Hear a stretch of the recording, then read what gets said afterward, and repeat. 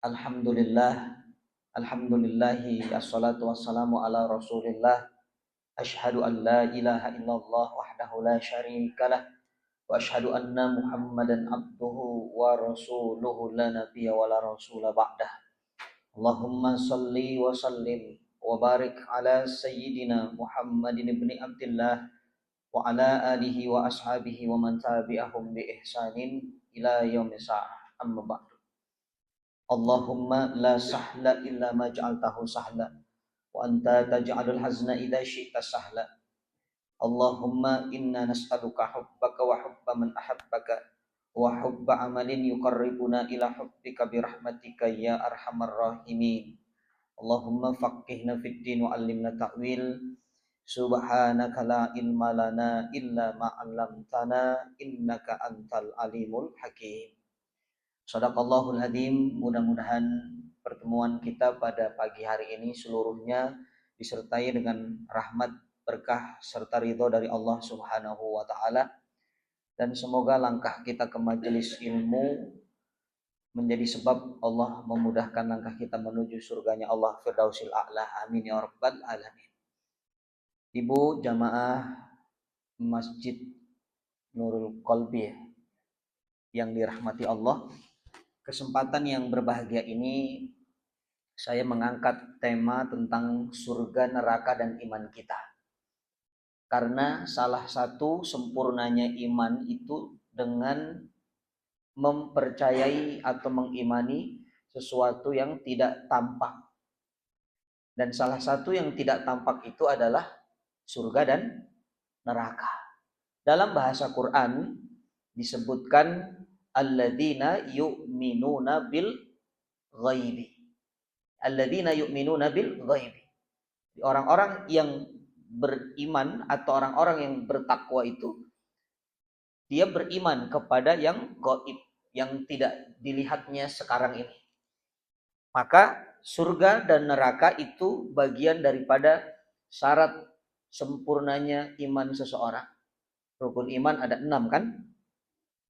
Ada iman kepada hari akhir. Itu salah satunya. Antu minu billahi wa malaikatihi wa kutubihi wa rusulihi wal qadari khairihi wa syarrihi wa yaumil akhir. Yaumil akhir inilah salah satunya adalah tentang surga dan neraka. Dan Quran ini Masya Allah, Quran punya metode yang bagus. Kata ulama, Quran ini punya cara bagaimana mengajarkan siapapun yang mau mengambil petunjuk dari dirinya atau dari Al-Quran itu sendiri. Ada namanya metode targhib wa tarhib, metode peringatan dan motivasi. Ini untuk para pendakwah. Metode ini bagus. Untuk orang tua, cara mendidik anaknya, metode ini bagus. Ya, kenapa? Karena Al-Quran memang petunjuk yang tidak diragukan kebenarannya. La raiba fi. Apa contohnya? Di dalam Al-Quran Allah berbicara surga dan Allah berbicara neraka. Itu selalu nempel, Ibu. Saya ambil contoh di dalam surah An-Naba. Allah berbicara neraka. A'udzubillahi minasyaitonirrajim. Inna jahannama kanat mirsada. Lit-taghina ma'aba. Labithina fiha ahqaba. La yadzuquna fiha bardaw wala syaraba illa hamimau wa ghassaqa. Jazaa'u wifaqa. Itu tentang neraka. Semuanya Allah bahas neraka. Dan siksanya itu seperti apa. Tapi nanti di ujungnya Allah berbicara tentang surga. Innalil muttaqina mafaza hadaiqa wa a'naba wa kawa'iba atsraba wa ka'san dihaqa, dan seterusnya. Apa tujuannya? Ini kata ulama, metode Allah, metode Quran berbicara dengan targhib wa tarhib, memberi motivasi dan memberikan peringatan. Coba bayangkan kalau Quran isinya neraka terus. Kan tidak enak, Ibu. Ada satu majelis taklim, kita ngaji nih, yang dibahas neraka terus. Itu lama-lama bubar jamaahnya itu. Ibu kenapa enggak ngaji lagi di majelis Nurul Qalbi itu? Ustadz siapa ya? Ustadz Fulan, Ustadz neraka itu. Karena kalau ngaji sama dia isinya neraka terus. Udah di rumah kayak neraka, astagfirullahaladzim. Datang ke majelis neraka lagi. Makanya kadang-kadang butuh surga. Ya, tujuannya apa? Untuk memberikan motivasi. Jadi neraka itu sebagai peringatan, surga itu memberikan semangat dan motivasi. Ya, sehingga kesempurnaan dalam beragama itu indah. Ada rasa takut, ada rasa harap. Itu kan khauf, roja namanya. Dari mana muncul rasa khauf? Dari neraka. Ketika disampaikan azab, siksa, neraka, itu akan muncul rasa takut kepada Allah. Dari mana muncul rasa harap? Dari surga. Karena setelah diceritakan tentang kenikmatan, keindahan surga, muncul rasa keinginan, harapan, ya Allah, mudah-mudahan saya bisa merasakan nikmat surga. Jadi semangat ibadahnya. Nah, itu cara Quran, Ibu. Sama, Ibu kalau mendidik anak, kata para pakar, kasih motivasi, kasih peringatan. Jangan anak itu dikasih peringatan terus. Nah, awas ya. Tuh. Nah, awas ya. Ayo kamu awas ya. Itu ditanya sama gurunya. Ibu kamu namanya siapa? Ibu Awas. Memang kerjaannya awas terus itu. Sesekali berikan apresiasi dong. Di kadang orang tua itu kalau anak salah, dia marah-marah. Tapi kalau anak benar, anak melakukan kebaikan, itu tidak dikasih apresiasi, tidak dipuji, tidak diberikan hadiah. Itu tidak adil namanya. Lihat bagaimana Rasulullah SAW. Rasul itu ketika memberikan nasihat, motivasi, peringatan, Rasul itu paling sempurna caranya. Abdullah bin Umar dipuji oleh Nabi. Bagaimana pujian Nabi kepada Abdullah bin Umar itu? Ya Abdullah bin Umar, nikmar rojul. Nikmar rojul Abdullah bin Umar. Sebaik-baik laki-laki itu Abdullah bin Umar kalau sholat malam. Itu kan caranya begitu. Jadi kalau sholat malam, sebaik-baik laki-laki dia. Tapi kalau tidak sholat malam, berarti tidak baik. Sama, ibu memberikan motivasi, peringatan, ikuti cara Rasulullah. Sebaik-baik suami itu ayah. Sebaik-baik suami di perumahan ini itu ayah. Kalau transferannya tepat waktu ya. Berarti kalau tidak tepat waktu, tidak sebaik-baik lah. Ya, itu kan namanya memberikan peringatan tapi ada pujian di dalamnya. Itu metode Quran itu. Ya, sehingga ini menjadi keseimbangan ya dalam cara kita memberikan nasihat.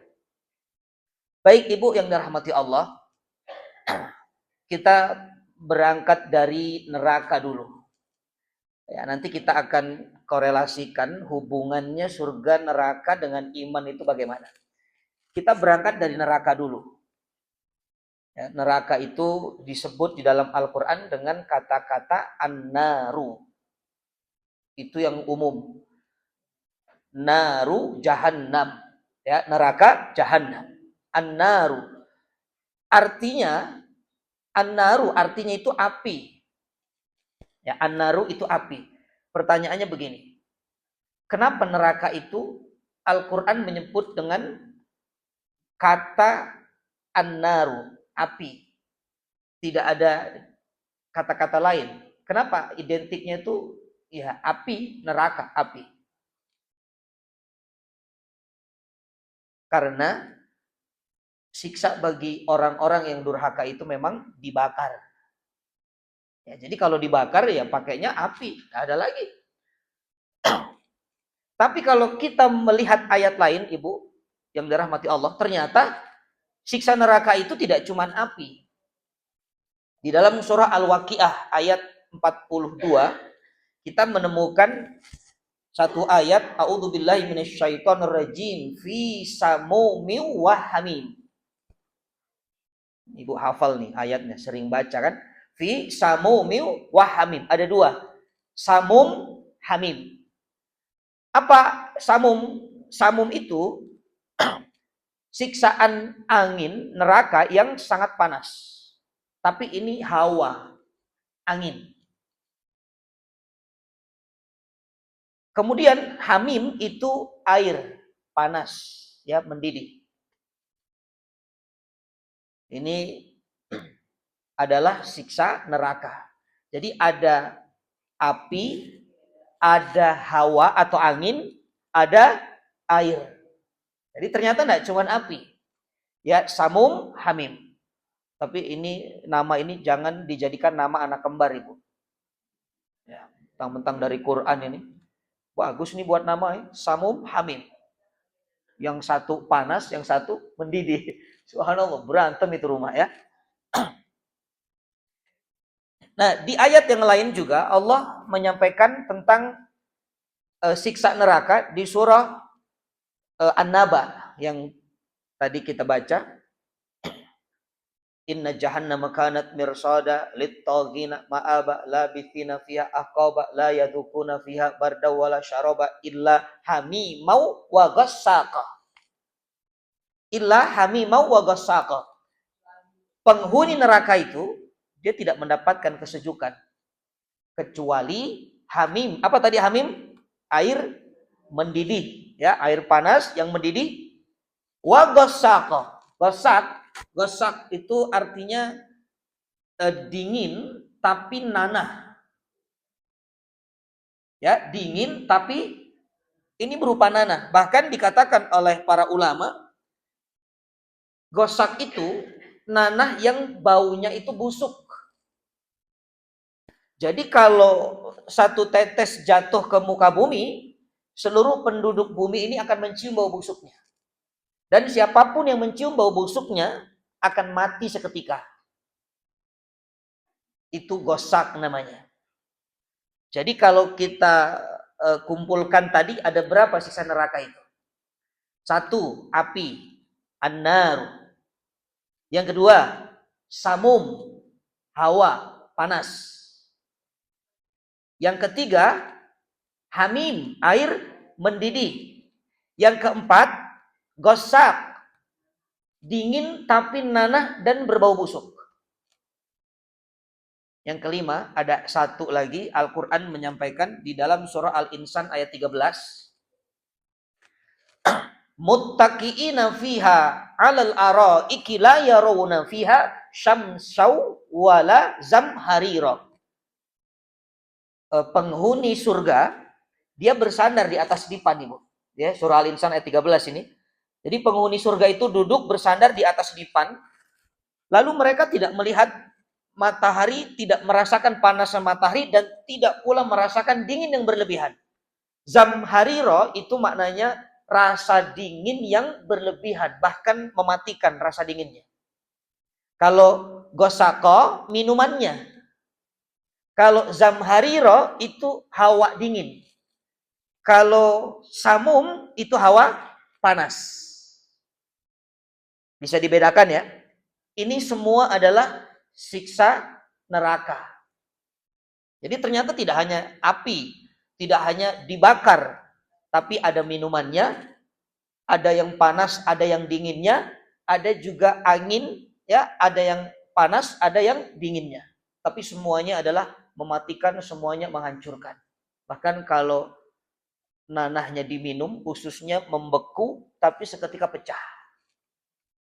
Itulah siksa neraka. Yang paling ringan, telapak kakinya di atas bara api nerakanya meledak tempurung otaknya. Itu yang paling ringan kata ulama. Na'udzubillah. Makanya kata Allah, kita diminta untuk takut kepada neraka. Fattaqun narallati waquduhan nas wal hijarah. Ya, fattaqun narallati waquduhan nas wal hijarah. Takutlah Anda kepada neraka yang bahan bakarnya manusia dan bebatuan. Jadi ternyata bahan bakar neraka itu manusia dan batu. Kenapa batu? Karena ternyata makhluk yang paling kuat di bumi ini adalah batu. Coba, batu itu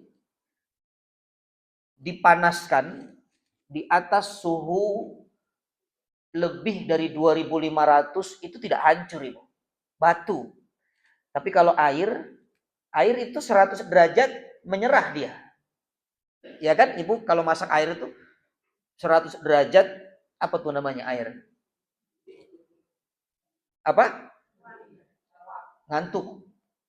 Ya, menguap. Menguap kan ngantuk ya. Makanya yang suka nguap tuh kebanyakan minum air mendidih. Kemudian besi dibakar di atas suhu 1600, besi itu mencair, tidak kuat ya. Tapi batu itu kuat. Makanya bahan bakar neraka itu batu. Tapi manusia bagaimana? Karena ada dua, tidak hanya batu tapi manusia. Bayangkan kalau manusia. Naudzubillah. Kita ini di atas suhu 50 derajat saja, Ibu. Sudah tidak sanggup itu. Makanya jamaah haji kemarin banyak yang wafat karena suhunya, cuacanya di Mekah itu panas, di Arafah itu panas.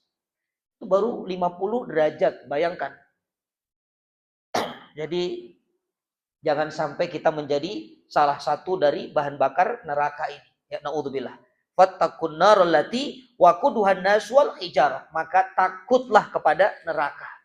Takut kepada neraka maksudnya apa? Takut kepada siksanya neraka. Sehingga memunculkan ketakwaan kepada Allah. Karena takut itu ada 3 levelnya. Ya, yang pertama ada takut namanya khauf. Ada takut namanya khauf. Walanabluwannakum bisyai'in minal khaufi wal ju' wa naqsim minal amwali wal anfusi wath thamarat. Ya, rasa takut itu bagian daripada balanya orang beriman. Allah kasih bala, di antaranya rasa takut. Namanya khauf. Khauf itu rasa takut yang muncul sebenarnya belum tentu terjadi. Itu rasa takut yang muncul dalam diri kita manusia, fitrahnya manusia, walaupun sebenarnya peristiwa itu belum tentu terjadi.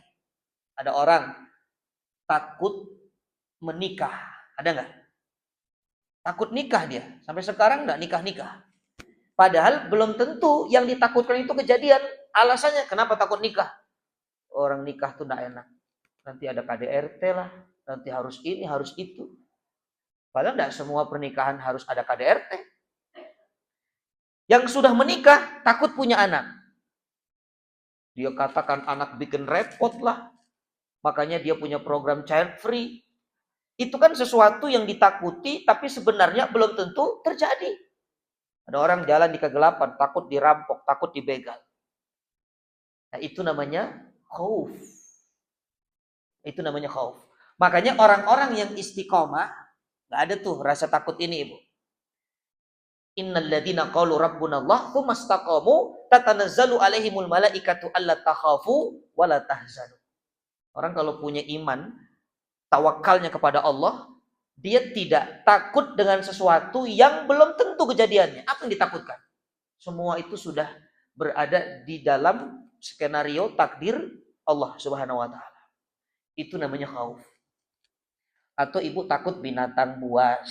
Ya, itu yang ada dalam fitrah manusia, itu namanya khaufun, bahasa Arabnya khauf.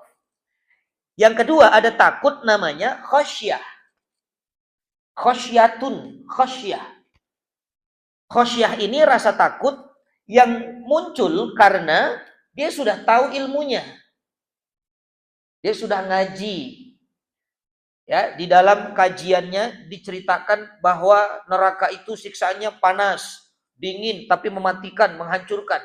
Sehingga dia muncul rasa takut dengan neraka, itu namanya khasyah. Dia ngaji, dia sudah tahu ilmunya bahwa riba itu haram. Dia sudah tahu ilmunya bahwa durhaka kepada orang tua itu adalah dosa besar. Sehingga dia takut, dia tidak mau masuk ke dalam riba, dia tidak mau durhaka, itu namanya khasyah. Rasa takut karena sudah tahu ilmunya. Makanya Al-Quran mengatakan, innama yakhsyallah min ibadihil ulama. Sesungguhnya orang-orang yang takut kepada Allah hanyalah orang-orang yang berilmu. Jadi ilmu itu bikin kita takut. Takut kepada Allah. Nah, cirinya kalau takut kepada Allah, maka dia mendekatkan diri kepada Allah. Ini bedanya khauf sama khasyah. Kalau khauf membuat rasa takut itu membuat kita menghindari itu. Nyambung nggak maksud saya? Ya, khauf itu membuat rasa takut yang membuat kita menghindari itu. Tapi kalau khasyah, rasa takut yang membuat kita mendekati itu. Nah, itu bedanya. Jadi kalau ada orang takut Allah, bukannya nggak sholat, bukan. Kamu kenapa takut? Kamu kenapa nggak tutup aurat, nggak sholat? Takut Allah. Itu salah. Takut Allah justru mendekatkan diri kepada Allah. Takut makhluk, menjauhkan diri dari makhluk itu. Itu kaidah takut yang benar begitu. Nah, yang ketiga ada takut yang levelnya paling tinggi, namanya takwa. Takwa itu kan rasa takut juga artinya, takwa, takut. Tapi takwa ini takut yang melahirkan amal soleh. Nah, jadi ibu yang dirahmati Allah, orang-orang yang bertakwa itu adalah orang-orang yang beramal soleh. Dikerjakan apa yang diperintahkan Allah kepadanya, dijauhkan apa yang dilarang Allah kepadanya. Walaupun yang diperintahkan itu sebenarnya dia tidak suka. Memang nggak ada yang suka itu, yang Allah suruh itu kita pun nggak suka. Hawa nafsu mengatakan nggak enak ngaji. Siapa yang bilang ngaji itu enak? Jam segini enaknya kemana ibu? Subhanallah. Ya nggak ada yang bilang ngaji enak, baca Quran enak, sholat tahajud enak. Tidak ada. Secara hawa nafsu akan mengatakan enak tidur, enaknya nonton, enaknya makan, enaknya jalan-jalan. Itu secara hawa nafsu. Tapi karena kita punya ketakwaan, kita punya keimanan, walaupun kita suka, kita tidak suka, tapi Allah suruh, ya kita kerjakan. Sebaliknya, walaupun kita suka gosip, kita suka gosip, tapi Allah tidak suka, kita tinggalkan. Itu namanya takwa. Jadi rasa takut kepada neraka ini, fattakun nar, takutlah kepada neraka, maknanya Anda harus melahirkan amal soleh. Kalau memang benar takut kepada neraka. Ya kalau takut neraka, tutup aurat lah. Kalau takut neraka, ngaji. Kalau takut neraka, sholat. Kalau takut neraka, berbakti kepada suami. Kalau takut neraka, jangan berbuat kemaksiatan kepada Allah. Itu makna fattakun nar. Takutlah kepada neraka. Ibu yang dimuliakan Allah, itu tentang neraka. Jadi ada berapa siksa tadi? Ada 5 ya. Jadi ada 5 siksa neraka. Dan semuanya itu tidak enak. Ya, tidak kemudian mengatakan kalau dingin lumayanlah daripada panas. Ya, nggak ada karena semuanya berlebihan. Kita nggak kuat di antara sesuatu yang berlebihan. Panas terlalu panas kita tidak sanggup, dingin terlalu dingin kita juga tidak sanggup. Mungkin ada yang bingung. Di neraka memang ada ya panas dingin. Kok bisa panas dingin bersatu dalam satu siksaan? Memang bisa. Ibu tahu kulkas atau enggak? Itu teknologi manusia, kulkas. Kulkas itu kalau kita buka dingin. Di belakangnya panas enggak itu? Panas. Ternyata panas dingin itu teknologi manusia bisa bersatu. Apalagi teknologinya Allah. Oh, sangat mudah bagi Allah. Ya, jadi jangan mengatakan ini nggak mungkin dah, ini panas dingin gimana? Allah punya kuasa. Ya, ini tentang neraka. Nah, ibu yang dimuliakan Allah, sekarang surga. Kita lihat surga. Surga bahasa Arabnya adalah jannatun, jannah. Ya, neraka tadi an-nar, ya, surga jannah. Kenapa surga disebut dengan jannah? Karena saking surga ini tidak bisa dilihat oleh siapapun kecuali masuk ke dalamnya. Makanya jannah itu sebenarnya artinya kebun. Tapi kebun yang rindang. Itu jannah itu kebun yang rindang. Saking rindangnya itu kebun, kita nggak bisa lihat isinya. Kecuali kita masuk ke dalam. Itu namanya jannah. Makanya surga itu, kata Nabi SAW, mala ainun ra'at. Nggak bisa, dengan mata itu nggak bisa dibayangkan. Walaupun ibu melihat keindahan apapun di tempat manapun, lalu ibu membayangkan kayaknya surga begini nih. Pernah nggak lihat gambar yang bagus, keindahan sungai mengalir, ada macam-macam taman kebun bunga. Lalu kita dalam hati mengatakan, ya Allah indah betul ini, kayaknya surga ini begini. Nah itu kan hanya bayangan mata dunia. Nggak bisa dibayangkan, tidak seperti itu surga. Malah ainun ra'at, wala udhunun sami'at, dan tidak pernah didengar oleh telinga. Nggak bisa dibayangkan, didengar oleh telinga itu nggak bisa. Walaupun diceritakan di surga itu ada kebun anggurnya, ada gunung Uhudnya, ada sungai madunya, ada sungai susunya.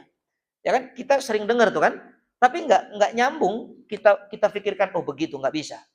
Wa ma khatara ala qalbil bashar, dan tidak pernah terbesit dalam hati kita. Makanya ada satu riwayat, ada hamba Allah disuruh masuk ke dalam surga, dia keliling 15 menit tuh, menikmati kenikmatan dan keindahan surga. Setelah 15 menit Allah suruh keluar, Fulan keluar kamu. Lalu ditanya, tolong ceritakan keindahan dan kenikmatan surga yang barusan kamu berada di dalamnya. Apa yang diucapkan? Ya Allah, demi Allah, aku tidak sanggup menceritakan kenikmatan dan keindahan surga yang barusan aku berada di dalamnya. Artinya apa? Yang sudah masuk saja, kalau disuruh keluar, itu tidak sanggup menceritakan. Apalagi yang belum masuk. Ibu kalau pernah masuk ke satu tempat yang indah, disuruh cerita, ada yang sanggup, ada yang tidak sanggup juga. Tergantung ini, memorinya kan. Kalau memorinya penuh juga susah juga itu. Ada apa ya tadi ya? Baru masuk sudah lupa. Tapi kalau memorinya kuat, indah betul tempatnya. Di pojok tuh ada taman bunga, di situ ada, kita bisa menceritakan. Tapi kalau surga itu nggak bisa, ya nggak bisa. Makanya seandainya ibu punya bayangan di dunia sekarang, silahkan 1 menit 2 menit ibu bayangkan tentang surga sekarang. Di surga ada sungai, ada di sini nanti ada taman-tamannya, nanti di situ ada dipan-dipannya dari emas, ada gelasnya, ada permadani. Silahkan bayangkan. Demi Allah, kata ulama, ketika nanti masuk ke dalam surga, amin. Kenapa bengong begini? Subhanallah. Ya. Oh, lagi ngebayangin Ustaz. Subhanallah. Ya, jangan lupa amin. Ya. Ketika nanti masuk ke dalam surga, apa yang ibu bayangkan hari ini tidak akan pernah sama dengan apa yang ibu rasakan dan ibu lihat di dalam surga. Sekecil apapun tidak akan pernah sama. Jadi nggak ada tuh orang sekarang membayangkan begitu masuk surga, oh ini nih yang kemarin ini saya bayangkan ini persis. Itu nggak mungkin. Beda dengan ibu membayangkan Turki. Ibu bayangkan Kapadokia sekarang. Ada balon-balon gitu kan. Ibu datang ke sana, sama nggak itu? Sama lah, sama. Apa bedanya? Hanya di sini ibu baru membayangkan, di sana kenyataan. Ibu bayangkan sekarang ada Ka'bah di hadapan ibu. Begitu datang ke Mekah, sama nggak Ka'bahnya? Sama. Karena itu perkara dunia. Tapi kalau perkara surga, kita nggak bisa. Makanya jannatun itu kebun yang rindang, tidak akan pernah bisa melihat isinya kecuali masuk ke dalam. Itu namanya jannatun. Nah, itu tentang surga. Subhanallah, Allah jaga betul keindahan surga, kenikmatan surga, supaya kita mendapatkan surprise, kejutan. Ya kan itu hadiah paling besar. Kalau ada orang dapat surprise sudah diketahui kan sudah tidak surprise lagi. Iya kan? Makanya Allah rahasiakan surga, nggak ada yang tahu kecuali Allah Subhanahu wa taala. Tapi di Al-Qur'an disampaikan ya bahwa surga itu ada anggurnya, inna lil muttaqina mafazan hadaikon wa a'naban. Itu kan ada kebun-kebun, ada anggur. Lalu ada bidadarinya kawaib atroban. Lalu ada wakaksan dihakon, ada gelas-gelas dari emas. Ibu yang dimuliakan Allah, kata para ulama tafsir, ayat-ayat yang bercerita tentang isi kenikmatan surga itu hanya untuk mendekatkan nalar kita supaya kita termotivasi. Jadi kalau ditanya, di surga ada anggur? Iya ada anggur. Di kulkas banyak Ustaz, 2 kilo saya. Beda, anggur ibu busuk. Anggur kita di kulkas itu tidak dimakan lama-lama busuk. Di surga tidak mungkin anggurnya busuk. Di surga ada sungai madu ya? Iya, ya banyak semut di surga. Beda madunya, dari semutin. Jadi jangan pernah menyamakan akal dunia ini, akal terbatas ini dengan akhirat. Nggak ketemu. Kenapa Allah memberikan gambaran yang ada di sekitar kita itu? Supaya kita paham. Oh, ini loh nikmat surga itu. Ada loh nikmat surga itu. Contoh Ibu, ilustrasinya begini. Ada anak kecil, anak SD, disuruh menghafalkan ayat-ayat pendek misalnya. Kalau kamu hafal ayat-ayat pendek, kata orang tuanya, nanti mama akan kasih hadiah permen. Nah, gurunya beda, kata gurunya. Kalau kamu hafal ayat pendek, nanti ibu guru akan kasih emas batangan. Dia milih mana itu? Permen lah. Anak SD Ibu kelas 1. Anak kelas 1 SD mana butuh emas batangan? Apa itu emas batangan? Yang saya butuhkan adalah permen. Padahal lebih berharga mana? Emas batangan. Kenapa? Akalnya belum sampai ke sana. Sama, kalau Allah sampaikan sesuatu yang kita tidak pahami, kita tidak termotivasi. Itu anak ketika dikatakan nanti mau kasih permen, semangat dia ngafal, tapi gurunya emas batangan, dikasih rumah kelas 3 Bintaro, dikasih Ferrari, dikasih Lamborghini. Apa itu? Saya nggak ngerti, nggak dihafal-hafal juga. Nah itu cara Allah tuh begitu. Karena akal kita ini terbatas. Makanya kalau disampaikan sesuatu yang kita tidak paham, kita makin bingung. Contoh, makanan penghuni neraka itu salah satunya adalah buah zakum. Ada buah zakum. Ibu ke toko buah, silahkan beli buah zakum. Ada nggak?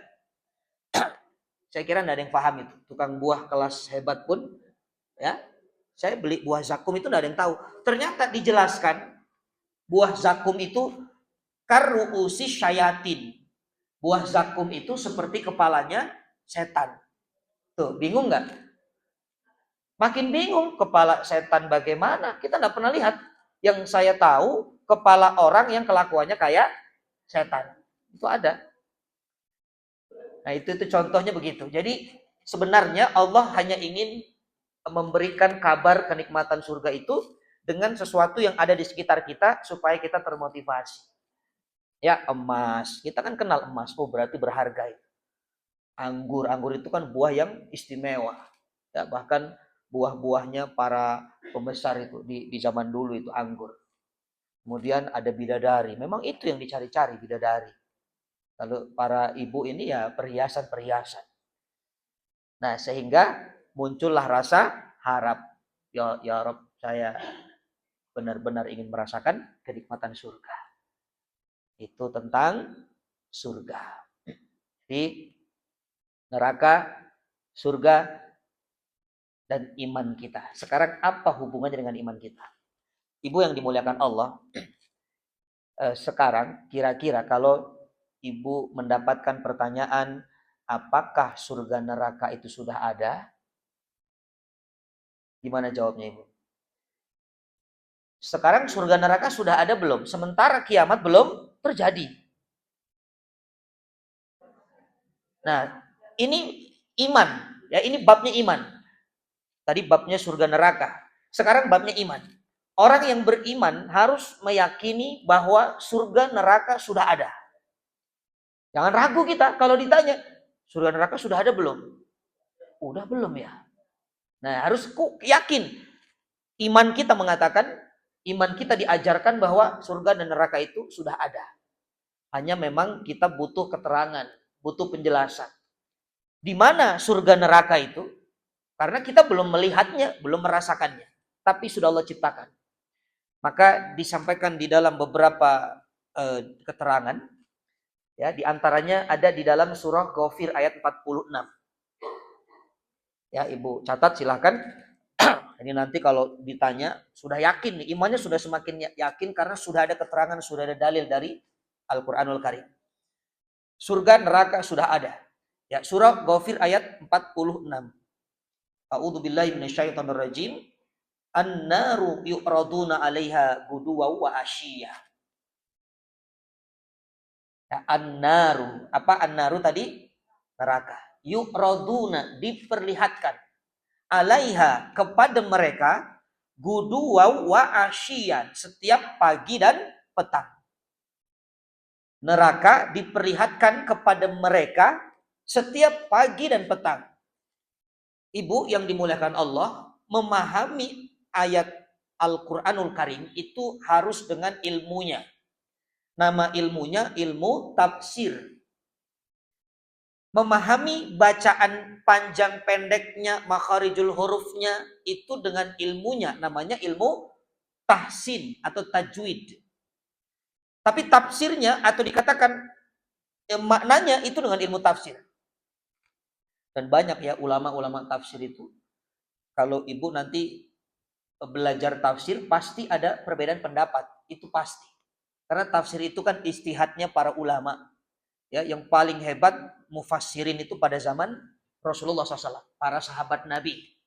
Di antaranya itu adalah Ibnu Abbas. Ya, Abdullah ibn Abbas itu adalah Ra'isul Mufassirin, ketuanya mufassir. Bahkan Rasulullah mengatakan Ibnu Abbas itu hibrul ummah, tintanya umat, saking cerdasnya. Karena didoakan oleh Rasul, dipegang dadanya. Doanya Rasul kepada Abdullah bin Abbas itu terkenal, Ibu. Allahumma faqihu fiddin wa alimhu ta'wil. Ini bagus, Ibu, doakan anaknya, cucunya. Ya, silakan. Ya Allah, jadikanlah anakku ini faham tentang agama dan menguasai ilmu tentang ta'wil, ilmu tafsir Al-Qur'anul Karim. Nah, kalau kita menemukan, nanti kalau Ibu belajar tafsir ternyata menemukan perbedaan pendapat, caranya bagaimana? Kan pasti itu beda pendapat. Nah, cara untuk mengambil kesimpulan hukumnya itu bagaimana? Kata Nabi, alaika bil jamahir, ambil yang paling banyak pendapatnya. Itu caranya. Ya, jadi di antara 10 mufassirin misalnya, 10 mufassir, ada 7 yang sama, 3 yang beda, Ibu ambil yang 7. Itu cara untuk mengambil satu kesimpulan hukum. Sama dalam hadis pun sama. Ada beda-beda pendapat, nanti ambil yang paling banyak. Nah, dari ayat ini, para ulama, jumhur ulama, mufassirin, termasuk Al-Imam Ibnu Katsir, ya, Al-Imam Ibnu Jarir, beliau mengatakan bahwa ayat ini berbicara tentang penghuni kubur. Bukan kita ini untuk penghuni kuburan, barzah namanya. Ya, jadi kalau Ibu membaca surah Ghafir ayat 46, an-naru yu'raduna 'alaiha guduwa wa asyiyan. Neraka diperlihatkan kepada mereka setiap pagi dan petang. Merekanya itu kemana? Kepada penghuni kubur, orang-orang yang sudah almarhum, yang sudah wafat.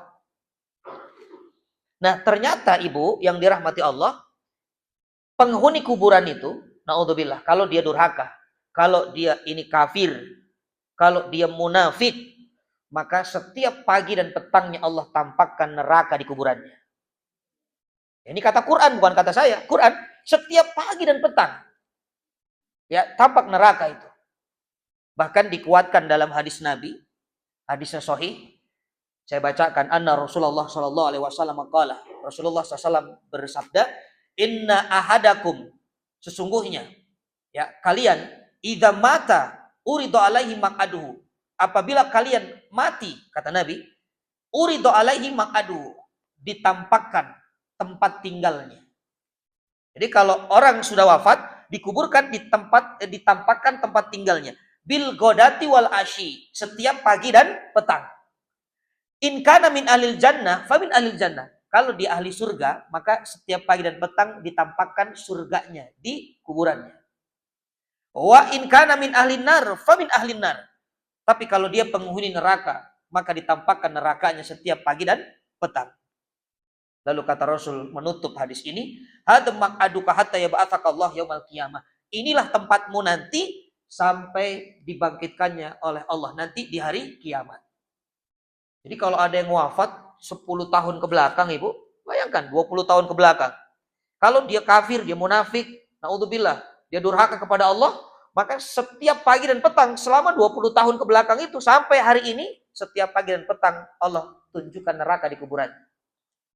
Itu isyarat bahwa itulah tempatmu nanti di akhirat. Tapi kalau orang-orang soleh, orang beriman, Masya Allah ditampakkan apa? Surga setiap pagi dan petang. Itulah tempatmu. Ya, mudah-mudahan Allah berikan kita ini nanti di kubur-kubur kita, di kubur-kubur orang tua kita, keluarga kita, ditampakkan surga. Amin. Ya Rabbal Alamin. Nah, ini dalil bahwa neraka itu sudah ada. Ya, Allah sudah ciptakan. Ibu yang dimuliakan Allah, sekarang kita lihat surah ke-53 ayat 13, 14, 15. Surah 53 An-Najm. Surah ke-53 surah An-Najm. A'udzubillahi minasyaitonir rajim.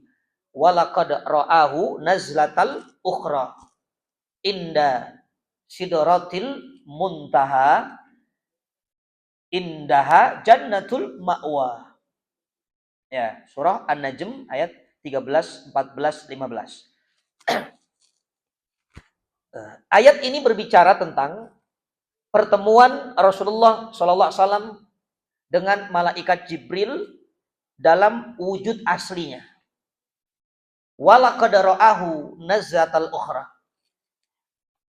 Kata Allah, aku telah diperlihatkan Jibril dalam wujud aslinya di tempat yang lainnya. Di tempat yang lainnya. Artinya, Ibu, Rasulullah pernah melihat Jibril di tempat sebelumnya. Nyambung nggak? Nyambung ya? Jadi ayat ini mengatakan, walaqad ra'ahu nazlatal ukhra. Aku telah melihat Jibril di tempat yang lainnya dalam wujud aslinya. Artinya, Rasul pernah nggak melihat Jibril di tempat sebelumnya? Pernah. Jadi, ternyata Nabi pernah melihat malaikat Jibril dalam wujud aslinya itu 2 kali. Dalam wujud asli ya. Kalau Jibril dalam wujud yang tidak asli, sudah berkali-kali bertemu dengan Nabi SAW. Tapi dalam bentuk aslinya malaikat itu hanya 2 kali. Yang pertama di Jabal Nur. Ketika menerima wahyu pertama itu, Iqra, ya, Iqra ma'ana biqari, lalu dipeluk Rasulullah, dipeluk lalu dilepaskan lagi, fa arsalani, lalu disuruh lagi, Iqra ya Muhammad, ma'ana biqari, apa yang aku baca? Aku tidak bisa baca. Dipeluk lagi, dilepaskan lagi. Itu kejadian sampai 3 kali dan membuat Rasulullah ketakutan. Bahkan Nabi mengatakan, wallahi ma ra'aitu ilal maut. Demi Allah, aku tidak merasakan kecuali kematian. Hampir mati. Dipeluk Jibril dengan pelukan yang sangat kuat. Pertanyaannya, kenapa Jibril sampai memeluk Nabi? Kenapa sampai memeluk Rasulullah itu?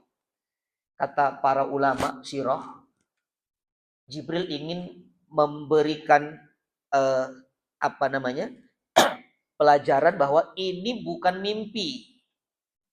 Jadi pertemuan ini bukan mimpi, makanya dipeluk, dilepaskan. Kita kan pernah begitu kan? Ini mimpi atau tidak ya? Dikasih uang suami lebih dari biasanya. Ini mimpi enggak? Kita tempeleng tuh. Ternyata enggak mimpi. Subhanallah. Nah, kenapa Rasulullah sampai ketakutan? Ya, karena Jibril menampakkan wujud aslinya di mana Nabi belum pernah melihat sebelumnya.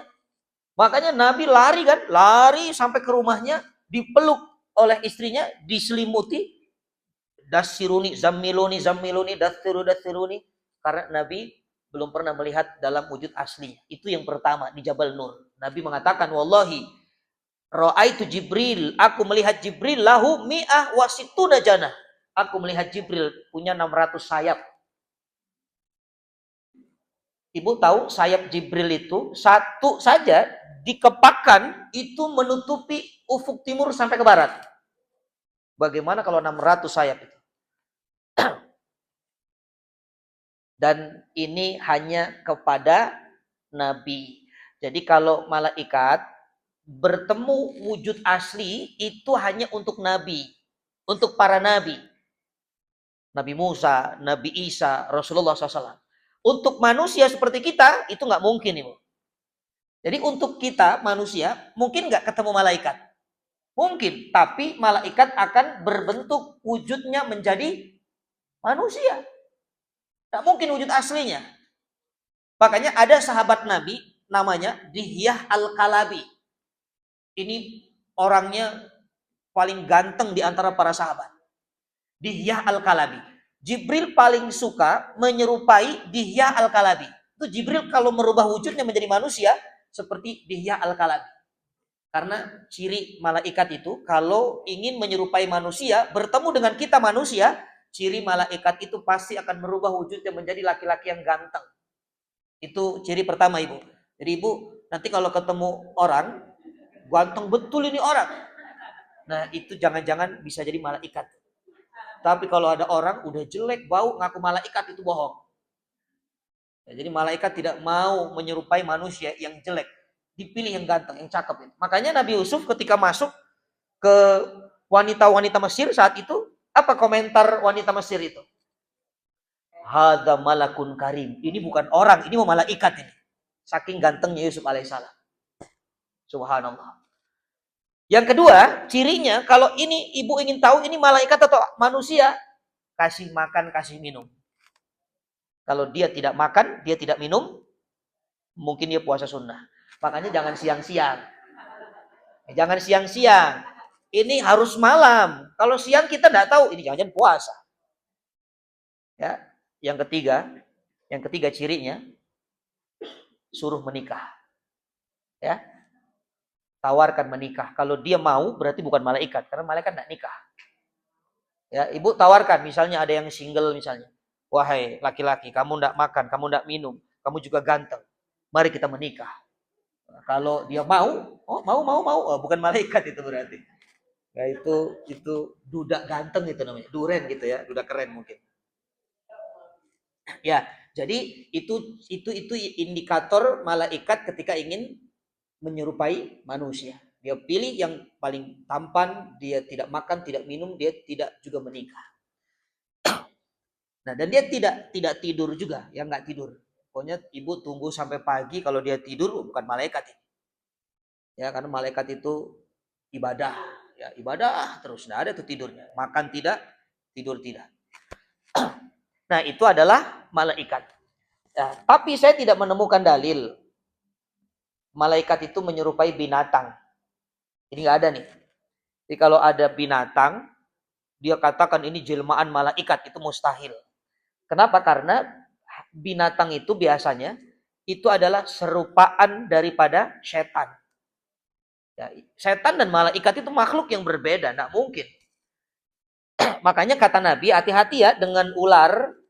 Ular itu bagian daripada setan.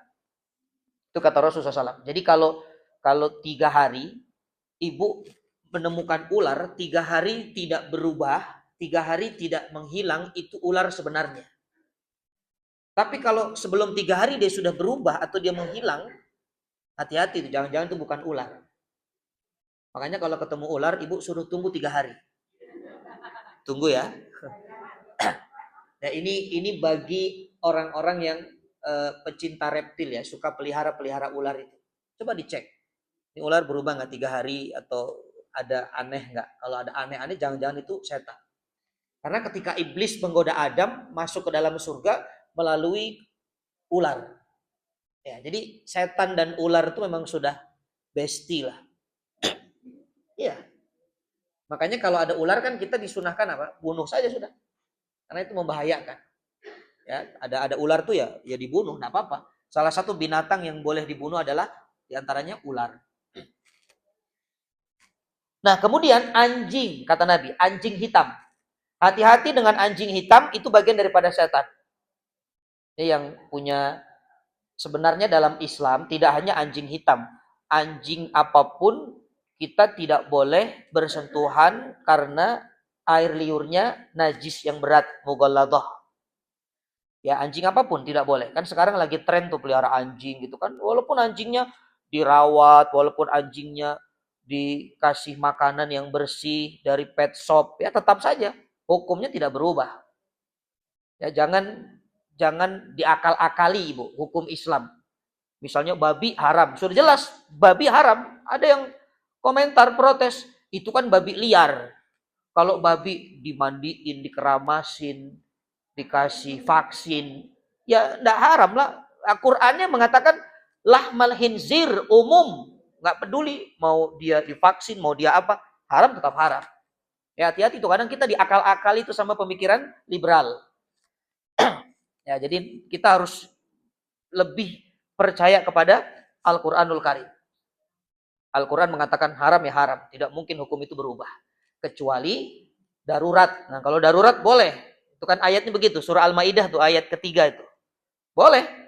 Ibu di tengah hutan tidak ada makanan, makan daging babi, makan daging anjing, boleh silahkan. Tapi hanya untuk bertahan, bukan untuk nambah 5 piring. Ya, itu kalau nambah beda itu hukumnya. Ya, ini hanya untuk bertahan. Karena Islam sangat menghargai nyawa. Daripada mati kelaparan, mati konyol itu, kenapa makan yang haram untuk bertahan? Itulah bentuk dari rahmat Allah kepada hamba. Nah, kita kembali. Jadi, tidak boleh seorang muslimah ini memelihara seekor anjing. Apalagi anjing hitam, kecuali tujuannya untuk menjaga ternak, menjaga kebun, dan berburu. Nah, itu ada hadisnya. Dikecualikan ya, kalau tujuan ibu untuk jaga ternak, ibu punya ternak ayam misalnya, jaga boleh. Kan tidak keliaran ke rumah. Yang jadi masalah itu air liurnya.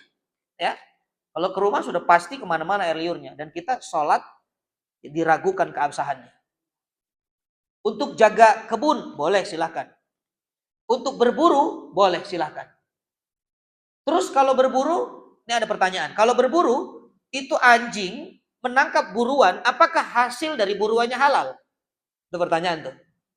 Kan kalau digigit anjing artinya kena liur kan? Apakah buruannya itu haram? Halal. Al-Quran mengatakan halal. Tapi caranya ibu, sebelum melepaskan buruannya, bismillahirrahmanirrahim. Jadi sebelum anjingnya dilepaskan untuk berburu, bismillahirrahmanirrahim. Itu status dagingnya binatang yang diburu oleh anjing yang dilepaskan itu jadi halal. Tidak haram. Atau yang kedua, kata ulama, ketika ingin memakannya, bismillahirrahmanirrahim. Itu kekuatan bismillah itu. Ya. Jadi dahsyatnya nama Allah. Nah, itu soal pelihara anjing. Dalam hadis yang sahih Nabi mengatakan, ini riwayat Ibnu Majah, siapa yang memelihara anjing, maka pahalanya kulla yaumin yankusu qiratani. Setiap hari berkurang 2 kirot. 2 kirot itu ibu, 1 kirot sebesar gunung Uhud. Artinya kalau 2 kirot, 2 gunung Uhud. Habis tuh pahala kita itu. Kalau memang kita pelihara anjing, tiap hari berkurang 2 kirot, minus itu pahala. Sebesar gunung Uhud itu luar biasa.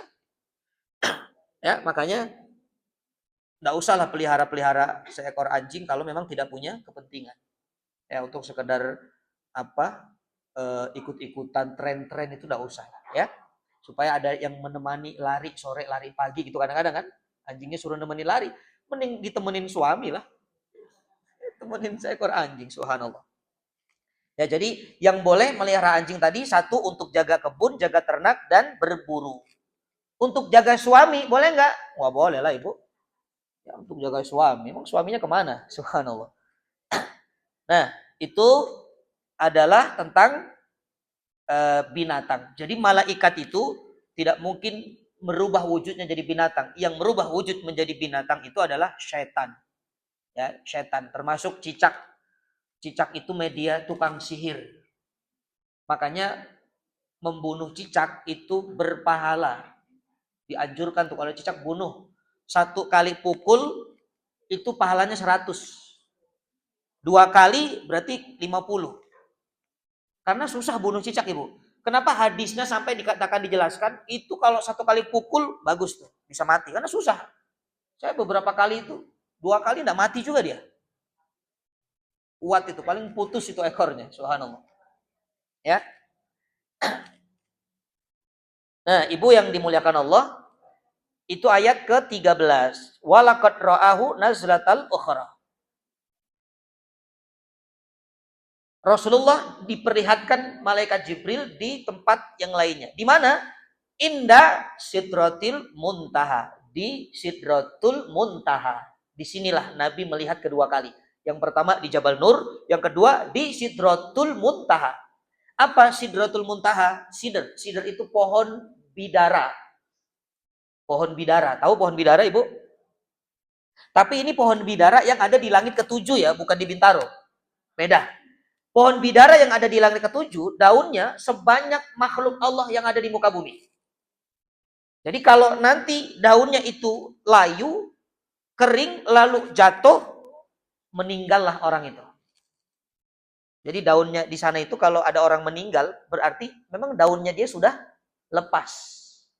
Sudah jatuh, tuh layu, kering, putus, itu orangnya wafat. Mudah-mudahan daun kita ini masih seger. Amin. Ya Rabbal Alamin. Itu namanya pohon bidara, ya, ada di langit ke-7. Ada apa lagi di langit ke-7? Ada Baitul Ma'mur. Baitul Ma'mur itu rumah yang diramaikan. Siapa yang meramaikan? Para malaikat. Malaikat masuk tawaf 70.000 setiap hari, tidak pernah keluar lagi. Itu Baitul Ma'mur. Kalau ditarik dari atas ke bawah, Ibu, lurus ditarik, itu ketemunya Ka'bah. Jadi Ka'bah dan Baitul Ma'mur itu sejajar. Sama-sama tempat tawaf, hanya bedanya kalau di bumi Ka'bah itu tawaf, yang tawaf manusia. Di Baitul Ma'mur yang tawaf malaikat Allah. Nah, itu bedanya, ya. Itu Baitul Ma'mur. Ada apa lagi di langit ke-7? Ada Lauhul Mahfud. Lauhul Mahfud itu catatan takdir manusia. Papan, lauh itu papan. Ada ulama yang mengatakan lauh itu papan, mahfud itu yang dijaga. Siapa yang menjaganya? Para malaikat Allah. Jadi catatan takdir kita dari bahkan 50.000 tahun sebelum Allah ciptakan langit dan bumi, itu sudah tercatat semua. Yang akan terjadi, yang belum terjadi, yang dikira terjadi ternyata tidak terjadi, itu sudah tercatat semua. Hari ini nih sudah tercatat ini. Ibu pakai baju warna apa? Saya ngisi kajian setelah lama nggak muncul ke sini juga kan, lama juga ini saya. Terakhir kapan itu? Udah berbulan-bulan ya. Ya, ada yang bersandar, itu sudah takdirnya begitu. Dari 50.000 tahun sudah ada. Betul, Ibu? Ya, makanya kalau kita faham bab ini, saya kira kita akan minim keluh kesah kepada Allah. Kalau kita imannya kepada takdir itu iman yang sempurna. Karena ini salah satu rukun iman juga kan. Percaya kepada takdir baik buruk. Jadi misal suami pulang-pulang cemberut, suami pulang-pulang marah. Nggak usah kita balas dengan amarah lagi. Kenapa? Sampaikan kepada suami, ayah marah-marah ini sudah tercatat 50.000 tahun sebelum Allah ciptakan langit dan bumi. Kan jadinya santai. Jadi tidak berbalas emosi, tidak berantem, tidak ribut. Ya, itu bab takdir itu begitu. Itu namanya Lauhul Mahfud, sudah ada. Ayat 16-nya, indaha jannatul ma'wa. Ini dalilnya nih. Di samping Sidratul Muntaha itu ada surga yang tinggi. Nah, ini dalilnya ya. Jadi surga itu sudah ada, Allah sudah ciptakan. Di samping Sidratul Muntaha ada surga yang tinggi. Jadi sebenarnya isyarat-isyarat keberadaan surga neraka itu sudah ada, Ibu. Bahkan Rasulullah pernah menyampaikan kepada para sahabat di Madinah itu dulu sebelum ada atapnya, Masjid Nabawi belum ada atap, masih kerikil, belum ada lantai. Itu kalau sholat kan panas, sholat duhur ini panasnya luar biasa. Maka Rasulullah mengatakan abridus sholat, dinginkan sholat kalian. Fa inna syiddatal hari min fahi jahannam. karena panasnya terik matahari ini secuil daripada panasnya jahanam. Jadi sebenarnya dunia ini miniatur akhirat itu sudah ada. Contoh, padang mahsyar. Itu ibu miniaturnya ada di Ka'bah itu kalau tawaf. Padang mahsyar itu kan kata Nabi dalam keadaan berdesak-desakan, tidak pakai sendal, dalam keadaan tidak berkhitan, tidak pakai pakaian, berdesak-desakan, itu digambarkan oleh para ulama persis seperti tawaf di bulan haji atau bulan Ramadan. Itu penuh. Saya kemarin 2 minggu kemarin juga penuh. Ya, itu bulan-bulan biasa penuh, apalagi bulan-bulan tertentu. Jadi miniatur sudah ada. Bahkan padang mahsyar itu nanti di mana? Di Palestina, di Syam. Padang mahsyar itu. Makanya nanti ketika akhir zaman, ketika api sudah muncul dari Yaman, semua manusia digiring ke padang Syam, ya ke mahsyar itu, ke Syam. Jadi sudah ada miniaturnya. Sehingga Allah memberikan kita cuaca panas, cuaca dingin. Itu kan sebenarnya untuk tafakur. Ibu yang berangkat ke Arafah ya, yang haji ataupun yang umroh, merasakan cuaca panas di tanah haram itu sebenarnya miniatur. Allah ingin membuat kita itu berpikir, nanti akan ada situasi yang lebih dari ini. Bahkan tidak ada pertolongan, naungan kecuali Allah. Kalau panas yang sekarang di Mekah ada hotel, masuk hotel dingin, masuk masjid adem, haus beli minuman. Tapi nanti di mahsyar akan ada situasi seperti ini, bahkan lebih dari ini. Tidak ada pertolongan kecuali syafaat dari Rasulullah SAW dan naungan dari Allah Subhanahu Wa Taala. Makanya Allah sudah kasih kita miniatur-miniatur supaya kita berpikir sebenarnya. Itulah fungsinya akal, la'allakum ta'qilun. La'allahum yatafakkarun. Nah, mentadabburi ayat-ayat ini tujuannya supaya kita berpikir ya tentang bagaimana keberadaan surga, keberadaan neraka. Jadi neraka sudah Allah ciptakan, surga Allah sudah ciptakan. Sehingga ada ulama yang mengatakan, sebagian ulama ya, tidak semuanya mengatakan surga itu tempatnya di tempat yang tertinggi, a'la iliyin. Neraka di bumi kerak ketujuh yang paling dasar, asfala safilin. Itu keberadaannya. Saya punya teman dulu di pesantren, kalau sekolah ujian nilainya terus di bawah, kelasnya paling bawah. Kita sebut golongan asfala safilin. Orang-orang yang di bawah itu, ya. Subhanallah. Ya, inilah tentang surga, neraka dan hubungannya dengan keimanan kita kepada Allah. Nah, sekarang surga sudah ada. Pertanyaan kedua, bidadari surga sudah ada belum? Kan surganya sudah ada, bidadarinya sudah ada belum? Iya, bidadari surga itu sudah ada itu. Ya, ini diceritakan di dalam kitab Riyadhus Shalihin karya Imam An-Nawawi, bab tentang suami istri, kewajiban istri terhadap suami. Imam An-Nawawi itu ulama Timur Tengah. Jadi kalau ada Imam An-Nawawi, ini ulama Timur Tengah yang kitabnya sangat masyhur, Riyadhus Shalihin, hadis Arba'in An-Nawawi. Tapi kalau disebut Syekh An-Nawawi, itu ulama Nusantara dari Banten. Nah, ada dua itu An-Nawawi kan, ibu jangan bingung. Kalau disebutnya ustadznya menyebutkan Syekh An-Nawawi, berarti itu dari Nusantara, itu dari Banten.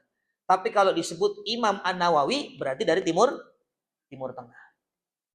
Nah, kalau Engkong Nawawi itu mantan RW ya. Bukan ulama itu.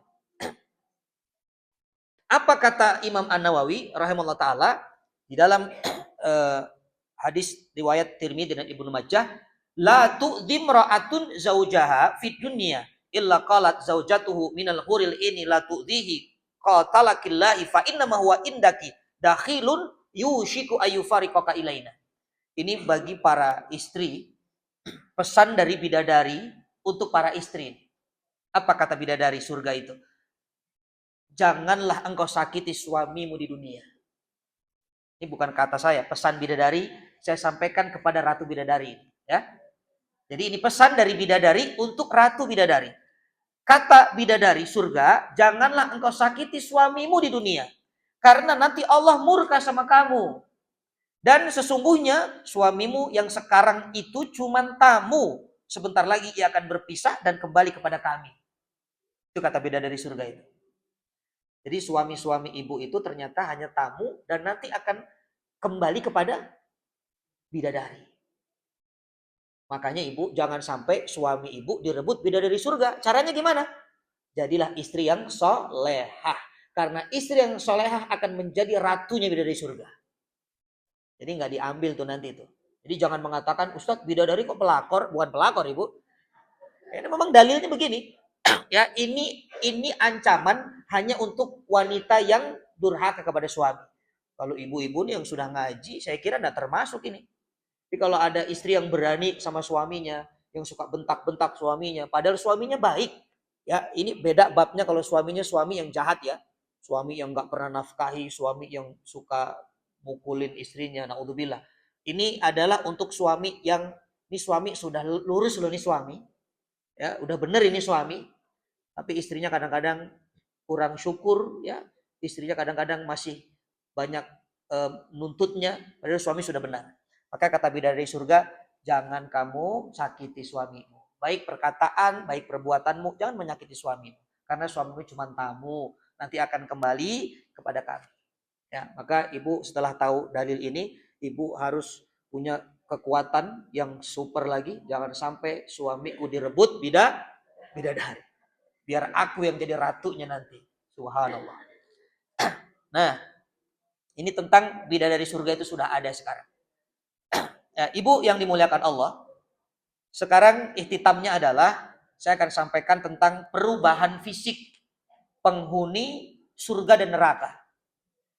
Jadi Allah itu nanti akan menciptakan kita kedua kali. Ya, kapan? Di akhirat. Surah Al-Waqiah 61. A'udzubillahi minasyaitonirrajim. Ala an nubaddila amsalakum wa nunsyi'akum fima la ta'lamun. Untuk menggantikan kamu dengan orang-orang yang seperti kamu dan menciptakan kamu kelak di akhirat dalam keadaan yang kamu tidak ketahui. Jadi penciptaan kita ini kata Allah dua kali. Yang pertama di dunia, nanti di akhirat. Di dunia seperti sekarang ini ibu. Dari zaman Nabi Adam sampai akhir zaman sekarang, manusia ya begini, nggak berubah. Matanya dua, hidungnya, ada lubangnya, telinga kanan kiri, tangan, ada jari. Semua sama. Dari Nabi Adam sampai sekarang, ya kita ini sama seperti ini.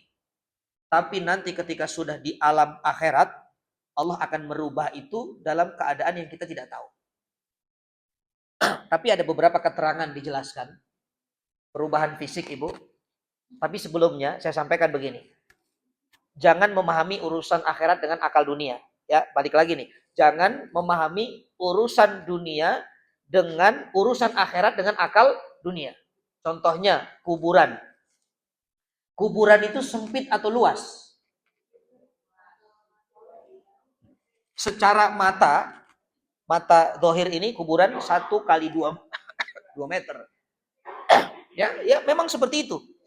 Tapi kalau penghuni kubur ini orang soleh, orang beriman, begitu dimasukkan jenazahnya, dihadapkan ke arah kiblatnya, lalu ditutup papan, 13 papan, datang malaikat bertanya dengan pertanyaan kuburnya, dan dia bisa menjawab apa kata Nabi. Dalam riwayat hadis Abu Daud, yufsahulahu qabruhu madda basori. Allah meluaskan kuburnya sejauh mata memandang. Ibu keluar dari masjid ini lihat ke langit. Jauh nggak itu? Berarti kuburan itu luas atau sempit?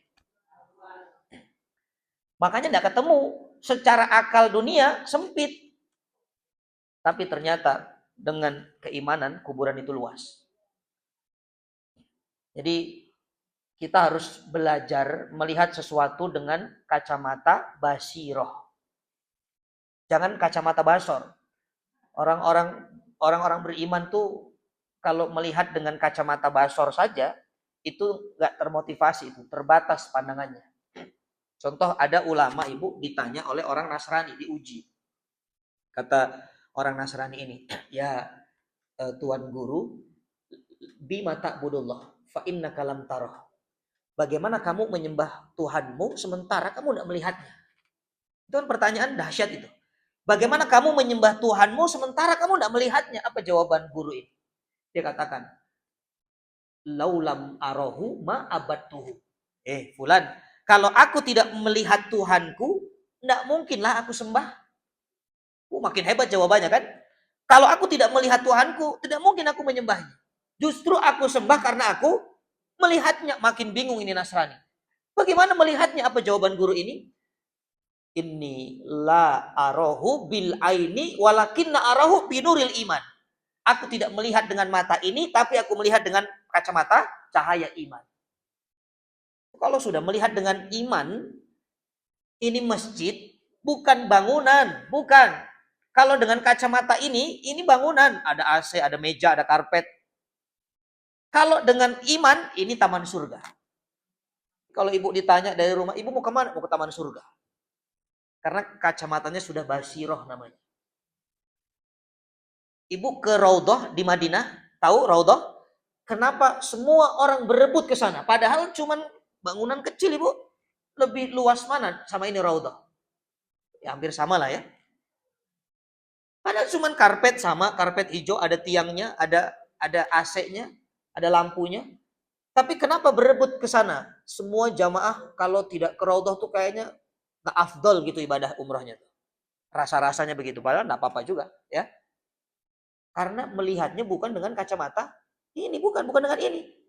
Tapi melihatnya dengan iman. Disitulah Rasulullah dan para sahabat belajar agama, mengkaji Al-Quran dan Sunnah. Disitulah Rasulullah pertama membangun masjid untuk peradaban Islam, menyebarkan dakwah di kota Madinah. Dan itulah taman surga kata Nabi.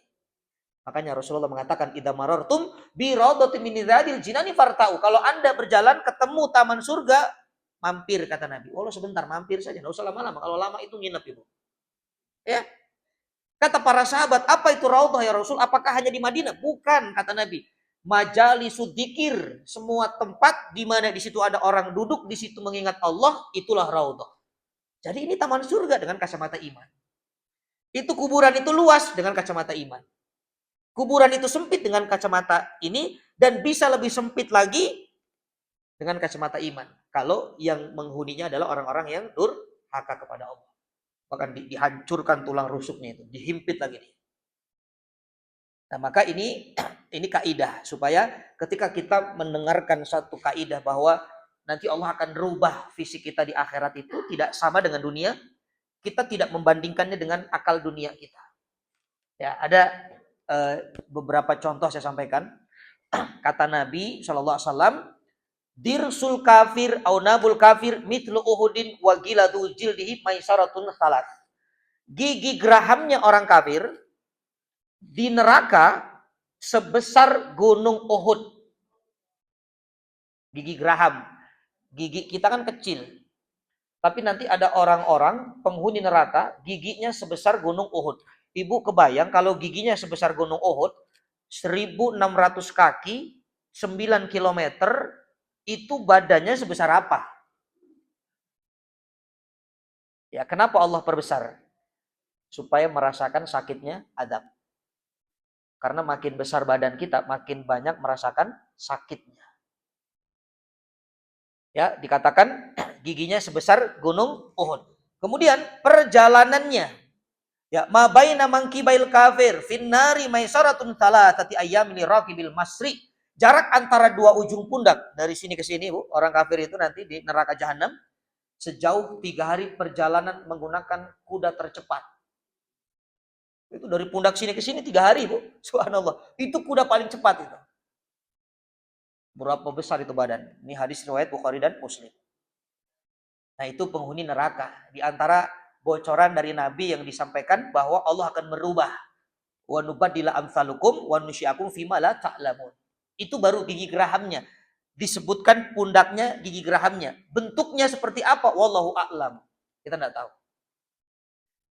Kemudian penghuni surga bagaimana? Nah, penghuni surga Allah akan jadikan semuanya tinggi badannya 60 hasta. 60 hasta itu, Ibu, satu hasta itu seperti inilah satu hasta tuh. Segini tuh berarti setengah meter ya. Ini satu hasta nih. Berarti kalau 60 hasta sama dengan 30 meter. 30 meter semana itu? Sama, laki-laki perempuan sama, seperti Adam dan Hawa. Usianya sama 33 tahun semua. Makanya nanti di surga itu antara buyut, nenek, anak, cucu, cicit seusia. Nanti kalau di surga, saya mau ketemu nenek tapi seumuran. Mau ketemu buyut tapi seumuran. Itulah penghuni surga itu. Dan kecantikan, ketampanannya semuanya sama. Bukan mukanya sama ya, nanti bingung. Ya, wajahnya beda-beda tapi level kecantikannya sama. Kalau di dunia kan ada yang relatif kan? Ini cantik, ini enggak, ini manisnya, ini cantiknya, ini hitamnya, ini manisnya. Manisnya hilang tinggal hitamnya gitu kan? Itu dunia. Tapi kalau surga sempurna, paripurna semuanya. Makanya Allah sangat marah kalau ada hambanya merubah fisik, dilaknat itu. Nggak boleh kan? Saya pernah lihat ibu-ibu itu alisnya seperti terowongan Mina. Jadi ibu nggak boleh, ibu yang sudah ngaji, apalagi sudah ngaji sudah tahu tidak boleh sulam sulim alis, oplas. Jangan ya, kenapa? Karena nanti Allah akan menjadikan fisik kita itu fisik yang tidak ada kekurangan sedikit pun. Di mana? Di surga. Akan indah, cantik pada waktunya. Jadi kalau sekarang ibu ini kan sudah dikatakan ratunya bidadari surga. Yang penting solehah, sudah. Ya, sholat 5 waktunya, puasa Ramadannya, taat kepada suaminya, jaga kehormatan dirinya, masuk surga dari pintu manapun silahkan. Kan enak tuh perempuan. Jadi bukan merubah-rubah. Kalau merawat itu boleh. Merawat ya beda, merubah sama merawat beda. Kalau merawat itu dianjurkan, memang harus dirawat apa yang Allah sudah karuniakan. Makanya yang ada sekarang ini, yang Allah berikan ini disyukuri. Allah sudah kasih hidung kita ini orang-orang Indonesia begini sudah. Tidak usah iri dengan hidung orang Spanyol, Eropa, orang Arab. Justru bersyukur ibu, kata teman saya. Mutawif di Mekah itu. Orang Arab itu hidungnya mancung memang. Orang Eropa mancung. Tapi bersyukurlah orang-orang yang hidungnya pesek. Kenapa? Orang yang hidungnya mancung itu cepat meninggal. Nafasnya boros. Ya. Kalau orang pesek tuh nafasnya irit ibu. Subhanallah. Ya, ya tapi tidak gitu juga ya. Nggak ada hubungannya itu umur sama hidung ya. Subhanallah. Nah itu anekdot ya. Maka ini bagian daripada keimanan kita kepada Allah. Ketika kita beriman dengan kenikmatan surga, ancaman neraka, siksa neraka, hasilnya adalah ketakwaan kepada Allah. Rasa takut tapi melahirkan amal soleh. Apa itu amal soleh? Mengerjakan perintahnya, menjauhi larangannya. Ya, maka mudah-mudahan dengan kita mengkaji tentang surga, neraka, mudah-mudahan semakin Allah memperkuat keimanan kita kepada Allah, sehingga iman itu yang akan mengantarkan kita kepada kematian yang terindah, husnul khatimah. Karena iman itu ibu sebenarnya teman hidup. Jadi teman hidup kita itu sebenarnya iman. Bukannya amal soleh Ustadz. Amal soleh tanpa iman tidak bisa. Makanya iman itu kata ulama seperti gantungan, capstock. Tahu capstock enggak? Itu kalau gantungannya kuat, menggantung apapun itu tidak akan jatuh. Makanya iman itu seperti gantungan. Kalau imannya kuat, apapun yang menimpa kehidupannya, dia tidak akan jatuh. Ya, amal soleh akan ringan dikerjakan. Ujian akan sabar dihadapinya. Tidak ada keluh kesah. Kenapa? Gantungan imannya kuat. Tawakalnya, sandarannya kuat. Makanya teman hidup itu sebenarnya iman. Berarti kalau teman hidup iman, teman hidup kita ini orang-orang yang beriman. Semakin banyak teman beriman akan semakin kuat gantungannya itu. Makanya teman-teman yang beriman itu menguatkan. Beda kan ibu berteman dengan orang yang tidak beriman. Ketika ibu ada masalah, ibu akan jatuh. Ya, motivasinya beda. Kalau orang beriman, ketika kita punya masalah, motivasinya Al-Quran, Sunnah, kisah-kisah, sabar ya, belajar dari Siti Maryam, belajar dari Asia. Tapi kalau orang tidak beriman, begitu kita punya masalah kita cerita, apa dia bilang? Kalau saya jadi kamu, minum baygon 2 pabrik. Ngajarin bunuh diri, itu naudzubillah. Ya, mudah-mudahan apa yang disampaikan ini ada manfaatnya. Saya mohon izin karena sekarang duhurnya agak cepat. Saya harus mengisi kajian zuhur di RCTI Kebun Jeruk. Jadi saya mohon izin langsung ya. Nggak ada tanya jawab, nggak apa-apa ya? Hah? Satu aja silakan Ibu. Waalaikumsalam warahmatullahi wabarakatuh.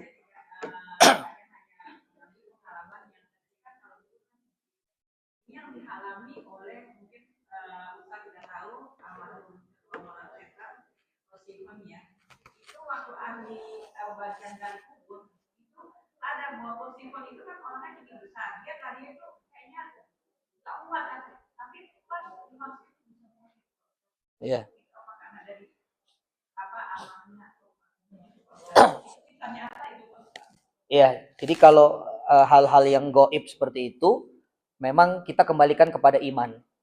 Kalau akal nggak ketemu. Jadi kembalinya kepada iman. Kalau kita mengimani bahwa pertolongan Allah itu ada, apalagi bagi orang-orang yang soleh, orang-orang yang dermawan, dia suka meluaskan kesempitan orang, Allah akan meluaskan kuburnya. Jadi itu dengan kacamata iman ya kita meyakini, itu kita mengimani. Jadi cerita, jadi hikmah supaya bisa jadi motivasi buat kita masih hidup. Ya, syukran Ibu. Jazakillah khair. Boleh satu lagi?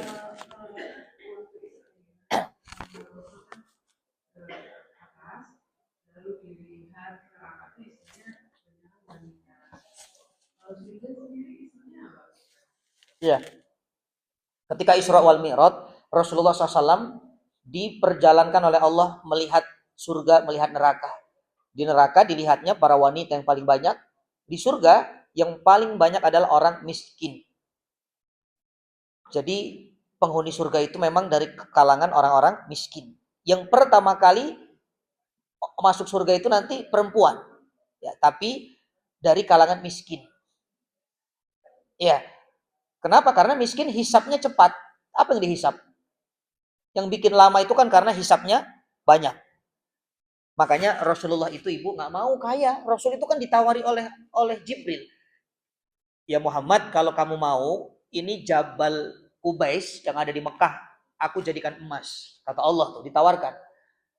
Atau Jabal Uhud, aku jadikan emas. Untuk Anda ya Rasulullah. Apa kata Rasulullah?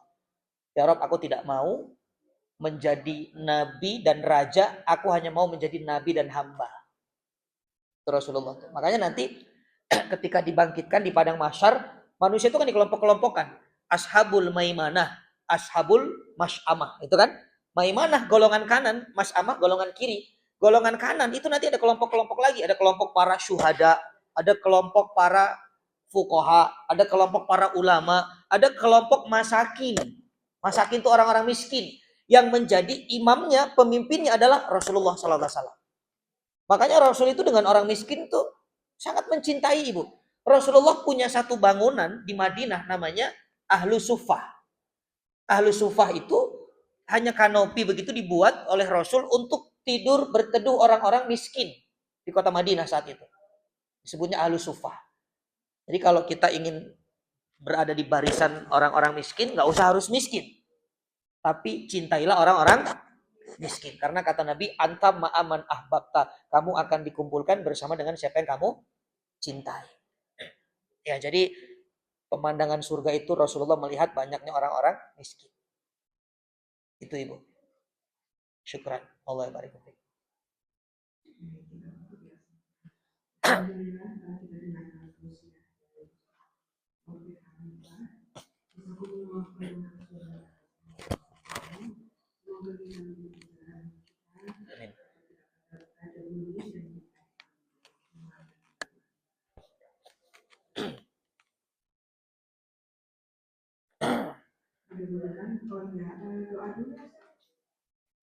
Boleh.